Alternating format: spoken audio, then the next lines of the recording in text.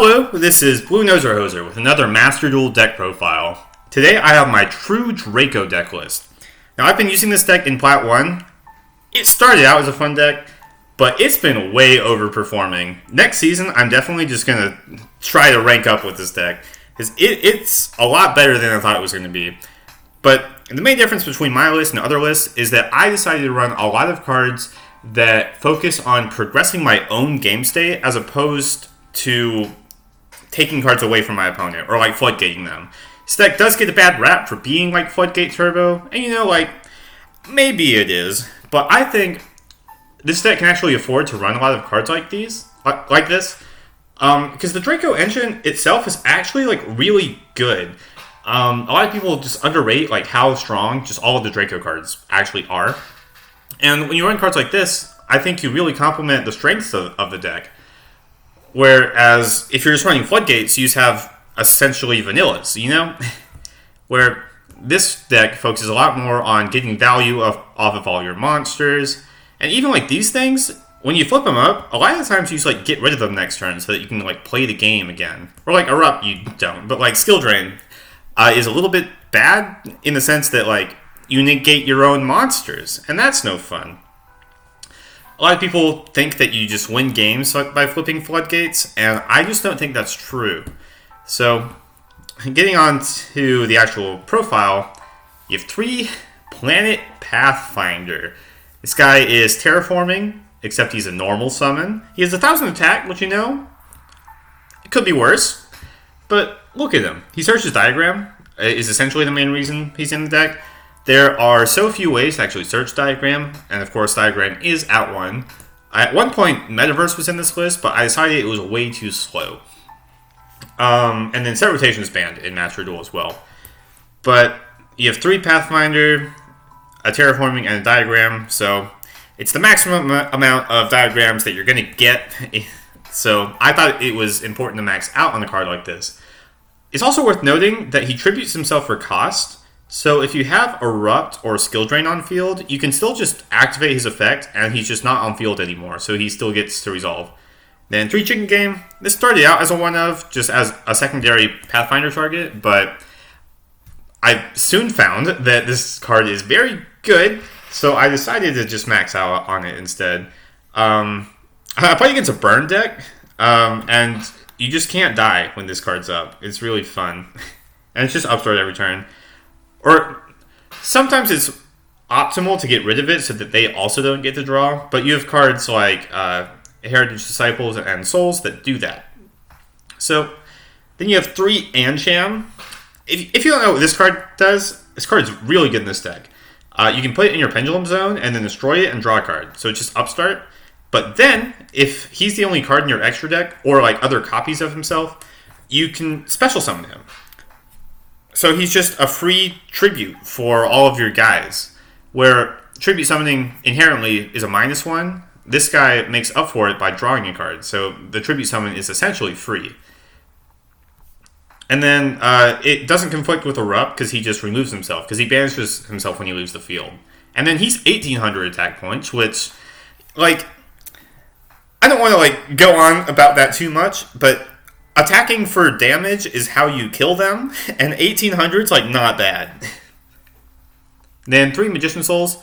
It's kind of like 3 more Ansham in the sense that it's a free special summon that you contribute, but you can also send cards like Chicken Game or any of your things. And if you have Skill Drain or Erupt, you can, again, still activate Souls, send these cards to the graveyard, and then they're not on field anymore, so Souls isn't negated, and you get the draws.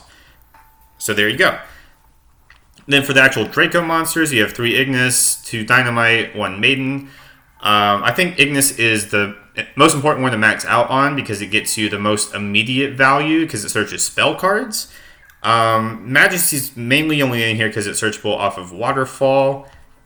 And then I just run 2 Dynamite because the second one comes up. You can get away with 1, but I prefer 2.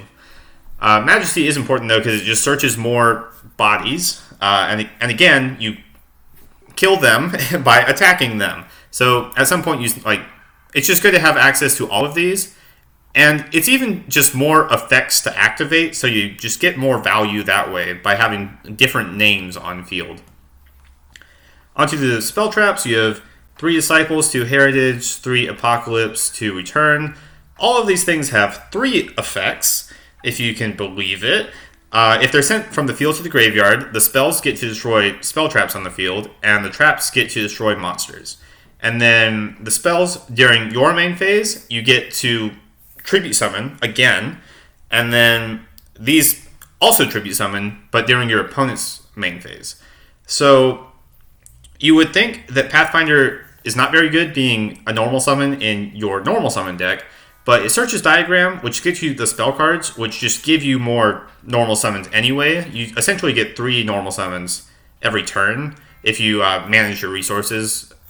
So I thought that, again, Pathfinder is just really good for that reason. But if you don't know what all of their unique effects are, this is Emerald for Draco cards. This draws cards for each type of Draco card sent from field to grave, being monster spell trap.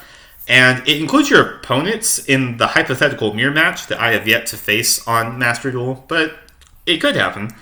And then Apocalypse halves the attack and defense of your opponent's whole field. And it's the main way to clear just big things. Like Chaos Max, for some reason, is just so popular in Master Duel.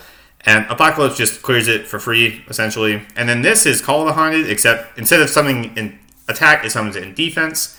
And it combos extremely well with Waterfall. I'll get to that in a second. Then you have 3 Erupt, 3 Skill Drain. If you are going to run Floodgates, I think these are the best ones to run. And Erupt, you have to have no cards in your extra deck, which again, you just don't. And Ansham just doesn't conflict with that at all.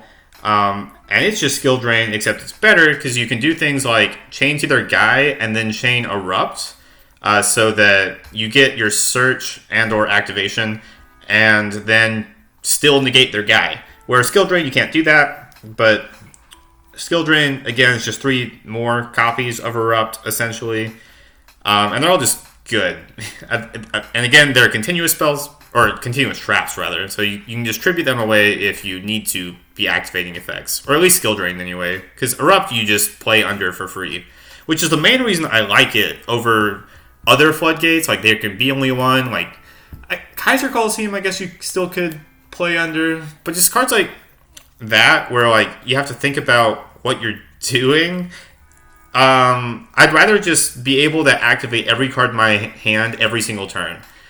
Is essentially what it comes down to, because I feel like that's the best way to get value. And, like, not to say that I'm just, like, mashing buttons, but the more effects that you get to activate any turn, the farther ahead you get. So that's the theory there. Then 3 Waterfall Dragon Souls.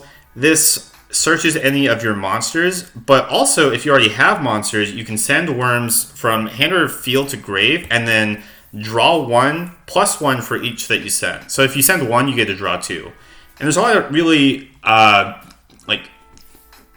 there's a lot of things that you can do with that.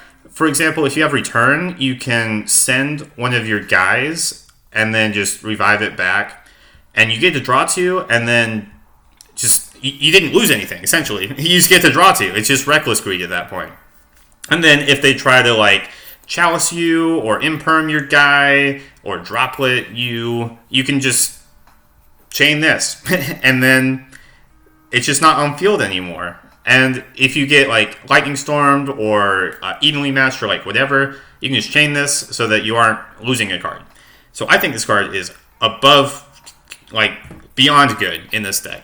And I think if this card's not in, like, any Draco list, I think this card needs to be in every Draco list, is what I'm trying to say. And then 1 Apprentice Illusion Magician. In the TCG, you have the, like, ritual guy that searches this, but that's not in Master Duel. So that's the list. If you have any questions about it, let me know in the comments below. Otherwise, I hope you enjoyed the video and I hope you learned something. And have a great day.